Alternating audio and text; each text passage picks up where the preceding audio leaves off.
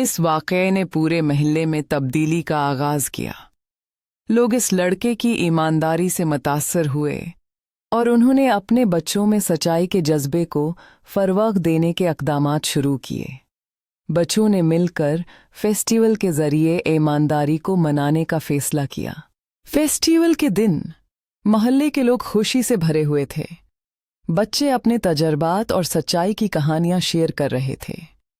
इस लड़के की ईमानदारी ने सबको एक नए रास्ते पर चलने के लिए मुतासिर किया, जहां हर कोई आपस में मिलकर एक दूसरे की मदद करने को तैयार था। एक दिन एक लड़का स्कूल जाते हुए रास्ते में एक बटुआ पा लेता है।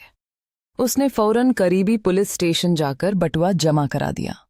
कुछ देर बाद एक वृद्ध आए और वही बटुआ मांगा। पुलिस ने बटुआ दे दिया।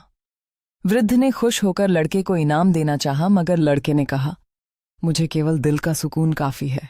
लड़के ने खुद से कहा, सच्चाई का इनाम हमेशा एक दिल का सुकून होता है। वह जानता था कि उसके ईमान की ताकत उसके अमल में है।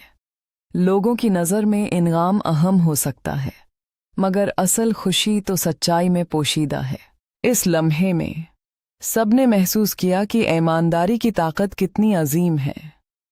लड़के को उसकी मेहनत और ईमानदारी के लिए एवार्ड दिया गया, जिसने पूरे मोहल्ले को मुतासिर किया और ईमानदारी के असूलों को अपनाने की तहरीक दी। रात के उस पर सुकून मंजर में लोग अपने इरादों का इजहार करते हुए ईमानदारी की अहमियत पर बातचीत कर रहे थे। लड़के की बातों ने सबको मुतासिर किया और उन्होंने एक दूसरे से वादा किया कि वो हमेशा सच्चाई का रास्ता अपनाएंगे। दो दोस्त जंगल से गुजर रहे थे। अचानक एक भालू आया। एक दोस्त पेड़ पर चढ़ गया, जबकि दूसरा जमीन पर लेट गया। भालू आया, उसने अपनी नाक सोंधी और चला गया। पहला दोस्त नीचे आया और बोला, भालू ने क्या कहा? दूसरे ने जवाब दिया, भालू ने कहा, जो मुश्किल समय में साथ छोड़ दे वह दोस्त नहीं। एक मोर अपने खूबसूरत पंखों पर गर्व कर रहा था और अन्य जानवरों को तुच्छ समझता था। एक दिन बारिश हुई, मोर का सारा शरीर गीला हो गया और वह फिसल कर गिर गया। एक छोटे मेंढक ने कहा, खूबसूरती पर नहीं, चरित्र पर गर्व करो। दो दोस्त अहमद और बिलाल जंगल में जा रहे थे। अचानक एक भालू आ गया। बिलाल फौरन पेड़ पर चढ़ गया, अहमद नीचे रह गया। उसने जमीन पर लेटकर सांस रोक ली। भालू करीब आया, सूंघा और चला गया। बिलाल नीचे आया और हंसते हुए बोला, भालू ने तुमसे क्या कहा? अहमद ने गंभीरता से कहा, भालू ने कहा कि जो मुश्किल समय में साथ छोड़े उसे दोस्त मत समझो। असली दोस्त वही होता है जो मुश्किल में साथ दे। अहमद और बिलाल एक पड़े हुए लकड़ी पर बैठे हैं। जंगल में सूर्यास्त के समय सूरज की हल्की रोशनी उनके चेहरे पर पड़ रही है। अब अहमद गंभीरता से सोच रहा है। वह सच्ची दोस्ती के अर्थ पर विचार कर रहा है, जबकि बिलाल मुस्कुराते हुए उसे देख रहा है, इस सीख को समझते हुए। इखलाकी सबक नेकी कभी ज़ाया नहीं जाती, लौटकर ज़रूर आती है।